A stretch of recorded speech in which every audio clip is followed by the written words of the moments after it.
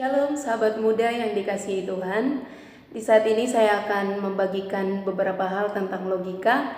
Tapi untuk tidak membuat situasi kita tegang di saat ini, saya mau memperkenalkan diri saya.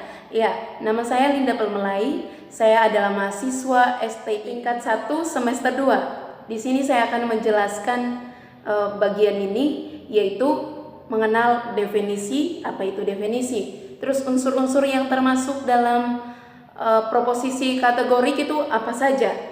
Nah, ayo kita fokuskan untuk mendengarkan beberapa hal yang saya akan sampaikan. Logika adalah gerak akal dari yang diketahui atau apa yang kita ketahui menuju kepada hal yang ingin kita ketahui. Teman-teman, pasti kita semua berpikir bahwa memahami logika itu sulit. Ketika kita sudah mengetahui apa itu logika, kita juga perlu tahu dong apa itu definisi. Tugas definisi adalah menjelaskan kata agar tidak terjadi kesimpang siuran. Kesimpang siuran itu seperti kebingungan, tidak terjadi kebingungan dalam penggunaan dari definisi. Sebelum kita melanjutkan dengan unsur-unsur yang termasuk dalam proposisi kategorik, saya akan menjelaskan terlebih dahulu apa itu proposisi. Bagian ini merupakan proposisi yang sifat pengakuan atau pengingkarannya tidak menggunakan syarat. Saya akan menerangkan secara sederhana bagian yang merupakan proposisi kategorik. Proposisi ini terdiri dari satu subjek, yang kedua ia memiliki satu predikat, yang ketiga satu kopula, dan satu quantifier. Subjek adalah istilah yang sedang menjadi pokok pembicaraan atau kita sedang membahas tentang siapa. Contohnya, saya sedang membahas tentang materi yang dibawakan oleh dosen Pak Roni. Jadi subjek itu menunjuk kepada dosen, yaitu Pak Roni. Yang kedua, predikat adalah istilah yang digunakan untuk menerangkan subjek. Yang ketiga, kopula adalah kata yang menjadi hubungan antara subjek dan predikat, yaitu kata adalah. Contohnya, Kevin adalah manusia biasa. Jadi kopulanya yaitu adalah. Dan yang keempat, teman-teman, quantifier. Quantifier adalah kata yang menunjukkan banyaknya satuan yang diikat oleh istilah dari subjek.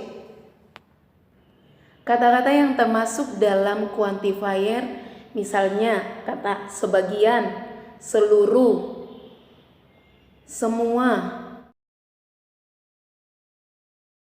Saya akan menunjukkan istilah quantifier juga dapat menunjuk kepada beberapa bagian.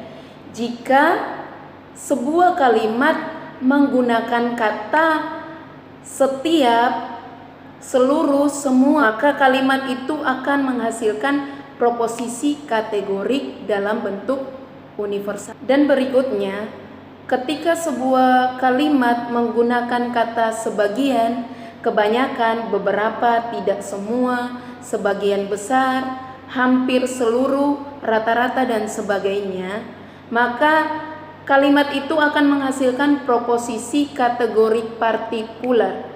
Dan yang ketiga, dalam sebuah kata menggunakan permasalahan singular, biasanya quantifier itu tidak dinyatakan.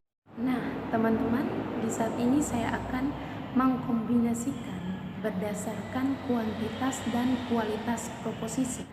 Yang pertama, proposisi kategorik universal positif dilambangkan dengan abjad A. Contoh kalimatnya yaitu semua manusia akan menghadapi masalah. Yang kedua, proposisi kategorik partikular positif dilambangkan dengan abjad. Contoh kalimatnya adalah sebagian makhluk hidup adalah manusia.